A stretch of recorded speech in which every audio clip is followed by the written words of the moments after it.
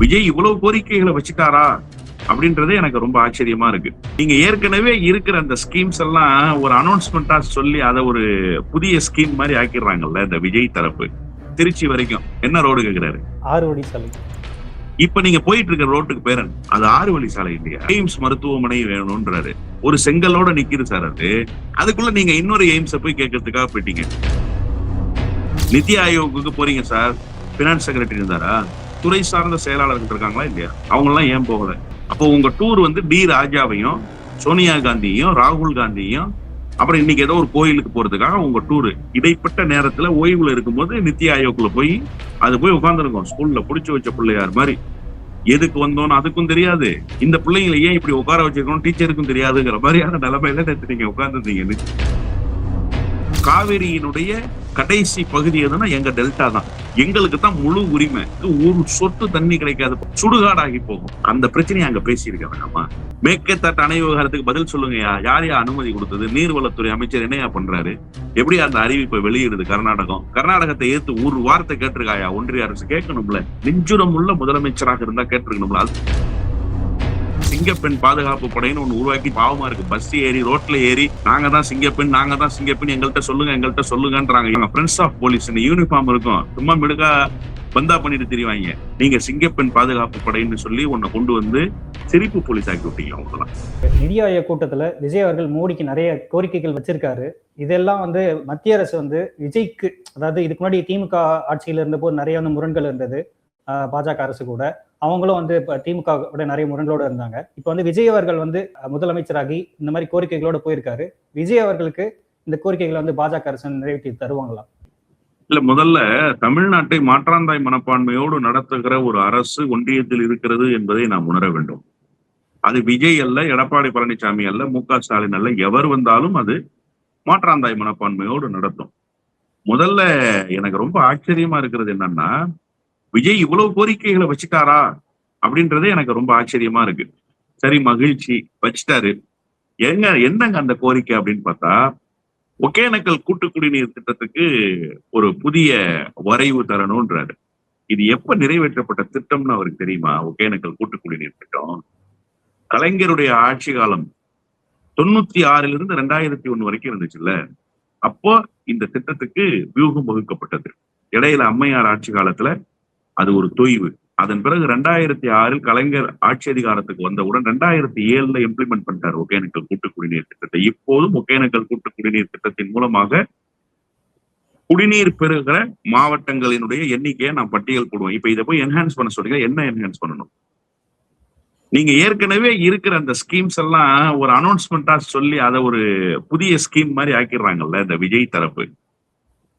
மாணவர்கள் இலவசமாக பயணிக்கலாம், இனி அவர்கள் கட்டணம் செலுத்த தேவையில்லை. போக்குவரத்து துறை அமைச்சர் அறிவிப்பு. ஐயா, பஸ் பாஸ் நான் ஸ்கூல் படிக்கிற காலத்திலே வந்துருச்சுங்க.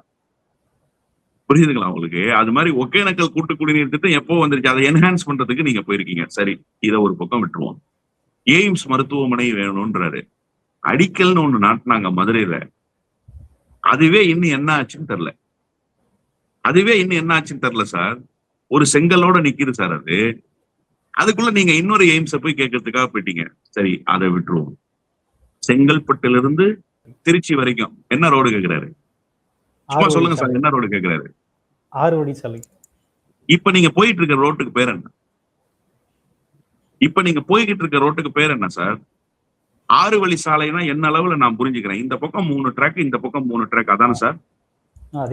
6 வழி சாலை. இப்ப போங்க சார், நீங்க செங்கல்பட்டுக்கு கார் எடுத்துக்கிட்டு போங்க. செங்கல்பட்டுல இருந்து மேல்மருவத்தூர் வரைக்கும் போங்க. ரொம்ப திருச்சி வரைக்கும் போக வேணாம், மேல்மருவத்தூர் வரைக்கும் போங்க. அது 6 வழி சாலை இல்லையா? அப்ப என்ன கோரிக்கையோட நீங்க போயிருக்கீங்க? என்ன சார் நீங்க திடீர்னு கண்ணை முழிச்சு பார்த்தோன்னா எல்லாமே வெளிச்சமா இருக்குங்கிறதுக்காக என்ன வெளிச்சமா இருக்குன்னு கேட்காதீங்க சார். நாங்கெல்லாம் வெயில்ல நிக்கிறோம் சார். நீங்க கொஞ்சம் புரிஞ்சுக்கோங்க தமிழ்நாட்டை. நீங்க பேசுகிற செய்தி எதுவுமே நான் என்ன கேட்கிறேன்னா, உங்களுக்கு பக்கத்து மாநிலத்தோடு டிஸ்பியூட், ஒரு முக்கியமான பிரச்சனையை நான் எடுத்துட்டு வர்றேன். விஜய்க்கு நான் சொல்றேன், நீங்க இதை கன்சிடர் பண்ணுங்க. மேற்கே தாட்டு அணை கட்ட போறேன்றான் கர்நாடகக்காரன். அதற்காக நடைபயணம் போய் மக்களை திரட்டியவர் இன்றைக்கு முதலமைச்சர் நாற்காலியாக கர்நாடகத்துல உட்கார்ந்துருக்காரு. எல்லா முதலமைச்சரும் பிரசன்ட் சார் அங்க. All the chief ministers in Tamil India ஆஜராயிட்டாங்க. There is no absent. ஒரு மாநில முதலமைச்சர் கூட விடுப்புல இல்லாம முழு அட்டண்டன்ஸ் வந்துட்டாங்க. இந்த இடத்துல நீங்க வைக்கணும்ல. நீர்வளத்துறை அமைச்சரை நான் கேட்கிறேன், நீங்க மேற்கேத்தாட்டுல அணை கட்டுவதற்கு ஒப்புதல் தந்துட்டீங்களா? இங்க வந்திருக்கிறாரு கர்நாடக முதலமைச்சர். கடைமடை பகுதிக்கு தான் முழு உரிமை. இதுதான் உலக நீதி இல்லையா? எல்லா நதி நீரை பகிர்ந்து கொள்கிற நாடுகளும் பல்வேறு நாடுகள், அது ஒரு தனியாக ஒரு நேர்காணலே பண்ணணும். எந்தெந்த நாடுகள் எந்தெந்த நதி நீரை பகிர்ந்துகிறதுன்னு சொல்லி. நெயில் நதியை பகிர்ந்து கொள்கிற நாடுகள் உண்டு. இப்படி ஒரு பெரிய பட்டியல் இருக்கு. நான் அதுக்குள்ள போக விரும்பல. எல்லாரும் என்ன சொல்லுவாங்கன்னா, உலக நீதி என்னன்னா, கடைசியில் இருக்கிறான்ல அவனுக்கு தான் முதல் உரிமை. அப்போ காவிரியினுடைய கடைசி பகுதி எதுன்னா எங்க டெல்டா தான், நாங்க தான், எங்களுக்கு தான் முழு உரிமை. எங்களுக்கு நீர் ஆதாரத்தை உறுதி செய்த பிறகுதான் நீங்க மேல இருக்கக்கூடியவர்கள் அந்த நீரை பயன்படுத்தணும். ஆனா நீங்க மேற்கேத்தாட்டுல அணையை கட்டியிருந்தீங்க, எங்களுக்கு தண்ணியே வராது. எங்களுடைய கடைமடை பகுதியாக இருக்கக்கூடிய கீவளூர், நன்னீலம், திருவாரூர், நாகப்பட்டினம் இந்த மாவட்டங்களுக்கு ஒரு சொட்டு தண்ணி கிடைக்காது. பாலைவனமாகி போகும். நாங்க எங்க விவசாய நிலங்கள் சுடுகாடாகி போகும். அந்த நிலைமையில நாங்க இன்னைக்கு இருக்கோம்ல. நீ எங்களுடைய முதலமைச்சர் இல்லையா? அந்த பிரச்சனையை அங்க பேசியிருக்க வேண்டாமா? மேற்கேத்தாட்டு அணை விவகாரத்துக்கு பதில் சொல்லுங்கயா. யாரையா அனுமதி கொடுத்தது? நீர்வளத்துறை அமைச்சர் என்னையா பண்றாரு? எப்படி அந்த அறிவிப்பை வெளியிடுது கர்நாடகம்? கர்நாடகத்தை ஏத்து ஒரு வார்த்தை கேட்டிருக்காயா ஒன்றிய அரசு? கேட்கணும்ல. நெஞ்சுரம் உள்ள முதலமைச்சராக இருந்தா கேட்டிருக்கணும்ல. அதுதானே சார் இன்றியமையாத பிரச்சனை. இன்னைக்கு வாழ்வழித்த விவசாயிகளினுடைய வாழ்க்கை கேள்விக்குறியாகுது சார். சோறு உடைத்த சோழ நாடு சார். நாங்க தட்டேந்தி பிச்சை எடுக்கணுமா சார்? அந்த நிலைமைக்கு தமிழ்நாடு வந்துடக்கூடாதுன்னு பதைப்போடு ஒவ்வொரு கட்சியும் கன்சர்னா இருக்குல்ல சார். திமுக ஆட்சி இருக்கும்போது இந்த பேச்சை பேசினாரா சார் கர்நாடகக்காரன்? இப்ப பேசுறான் சார். நீங்க ஆட்சிக்கு வந்த பிறகு ஏளன ஏகட்டியமா பேசுறான் சார். உங்களால முடியாதுன்னு தெரிஞ்சுக்கிட்டு பேசுறான் சார். நீங்க டெல்லிக்கு போயிட்டீங்க சார். கோல்டன் ஆப்பர்ச்சுனிட்டி இல்லையா உங்களுக்கு?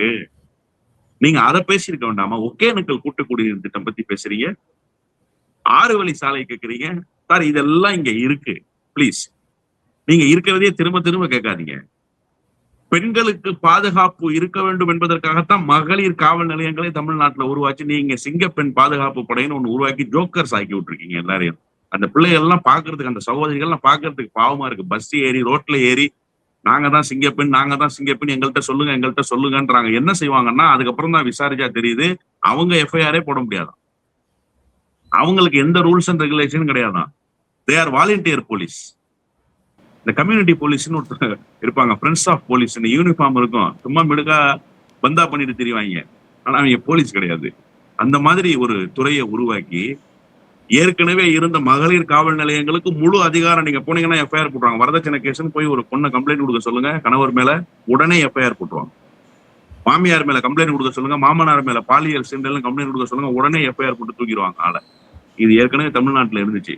நீங்க சிங்கப்பெண் பாதுகாப்பு படைன்னு சொல்லி உன்னை கொண்டு வந்து சிரிப்பு போலீஸ் ஆக்கி விட்டீங்க. அவங்கெல்லாம் பாவமாக இருக்கு அந்த சகோதரிகளை பார்க்கறதுக்கு. இது இல்ல சார் தமிழ்நாட்டுக்கு தேவை. நீங்கள் ஆட்சி அதிகாரத்துக்கு தெரிந்தோ தெரியாமலோ வந்து விட்டீர்கள். கொஞ்சமாவது தமிழ்நாட்டுக்கு என்ன தேவை இருக்கிறது என்பதை உணர்ந்து அரசியல் செய்யுங்கள் என்று நான் விஜய் இடத்துல வேண்டி கேட்டுக்கொள்கிறேன். அவ்வளவுதான். டெல்லியில நிதி ஆயோக்ல போனாரு, அவர் கோரிக்கை வச்சாரு. இதெல்லாம் ஒரு கோரிக்கை. இதை வைக்கிறதுக்கு முதலமைச்சர் இங்கேருந்து புறப்பட. முதல்ல துறை ரீதியா நீங்க யார் அழைச்சிட்டு போனீங்க? நிதி ஆயோக்கு போறீங்க சார். பினான்ஸ் செக்ரட்டரி இருந்தாரா? சீஃப் செக்ரட்டரி உங்களை ரிசீவ் பண்ணாரு, நான் பார்த்தேன் டிவியில. அப்புறம் தமிழ்நாடு ஹவுஸினுடைய ரெப்ரசன்டேஷன் யார்? அங்க ஒரு ஐஏஎஸ் ஆபீசர், அந்த லேடி இருக்காங்க, அவங்க பேர் எனக்கு மறந்துச்சு. அவங்க தான் அங்க இன்சார்ஜ் ஆபீசர். அவங்க வரவேற்றாங்க. ஏன் பினான்ஸ் செக்ரட்டரி போல? உள்துறை செயலாளர் ஏன் போல? இப்ப இந்த கோரிக்கைகள் எல்லாம் வச்சீங்கல்ல, இந்த துறை சார்ந்த செயலாளர்கள் இருக்காங்களா இல்லையா? அவங்க எல்லாம் ஏன் போகல? யாருமே இல்லாம நீங்க போயிருக்கீங்க. தொழில்துறை செயலாளர் ஏன் போல? யாருமே இல்லாம நீங்க எப்படி போனீங்க? அப்போ உங்க டூர் வந்து டி ராஜாவையும் சோனியா காந்தியையும் ராகுல் காந்தியையும் அப்புறம் இன்னைக்கு ஏதோ ஒரு கோயிலுக்கு போறதுக்காக உங்க டூரு. இடைப்பட்ட நேரத்துல ஓய்வுல இருக்கும்போது நித்தி ஆயோக்ல போய் பிடிச்சி வச்ச பிள்ளையார் மாதிரி உட்காந்துருந்தீங்க. வேண்டாம் வெறுப்பா ஸ்கூலுக்கு வந்த பிள்ளைய காலையில எல்கேஜி சேர்த்து விட்டீங்கன்னா புள்ள வந்து அப்படியே மிரண்டு போயிருக்கும். பவுடர் அடிச்சு யூனிஃபார்ம் போட்டு டை கட்டி வேன்ல ஏத்தி விடுவாங்க ஸ்கூல் பிள்ளைய. என் பொண்ணெல்லாம் நான் அப்படிதான் அனுப்பிச்சு விட்டேன். அது போய் உட்காந்துருக்கோம் ஸ்கூல்ல புடிச்சு வச்ச பிள்ளையார் மாதிரி. எதுக்கு வந்தோன்னு அதுக்கும் தெரியாது, இந்த பிள்ளைங்களை ஏன் இப்படி உட்கார வச்சிருக்கணும் டீச்சருக்கும் தெரியாதுங்கிற மாதிரியான நிலைமையில நேற்று நீங்க உட்கார்ந்துருந்தீங்க நித்தி ஆயோக் கூட்டத்துல. அப்ப நீங்க நேத்து போனது நித்தி ஆயோக் கூட்டத்துக்காக இல்ல. இன்னைக்கு போன கோயில் ப்ரோக்ராமு, முந்தா நாள் போன கூட்டணி கட்சி தலைவர்கள் சந்திப்பு ப்ரோக்ராம், அதுக்காக டெல்லிக்கு போயிட்டு அப்படியே ஒரு வழியில நித்தி ஆயோக்ல பங்கேற்றுட்டு வந்திருக்கீங்க. சும்மா வந்தா தமிழ்நாட்டுல கேட்கறாங்க மோடியோடு என்ன பேசினார் விஜய் அப்படிங்கிறான்.